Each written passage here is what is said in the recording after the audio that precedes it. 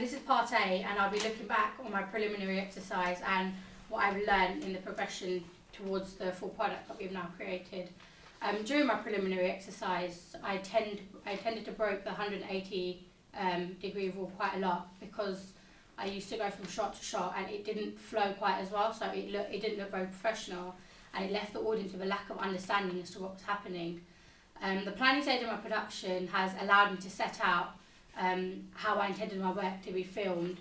The problem I did have with my preliminary exercise was that I didn't set it out properly, so I ended up having to refilm and changing my storyline at last minute. So I had bits from one story and bits from another, and it didn't quite match. So the downfall of my planning was that I intended as a narrative was changed in the final stages of production, because I ended up coming up with a new idea. So at last minute I changed a lot of it. In terms of my successes, I believe that the final product was well constructed, and it had a large variety of shots and angles, and it achieved the set brief.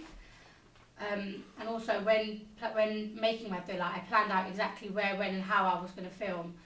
I'd also conducted a lot of surveys and questionnaires on my target audience, hence making sure that I reached the correct audience.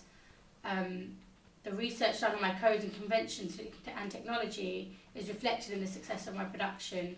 By planning ahead, I ensured myself that I had allocated enough time for any last minute changes or editing that I wanted to do.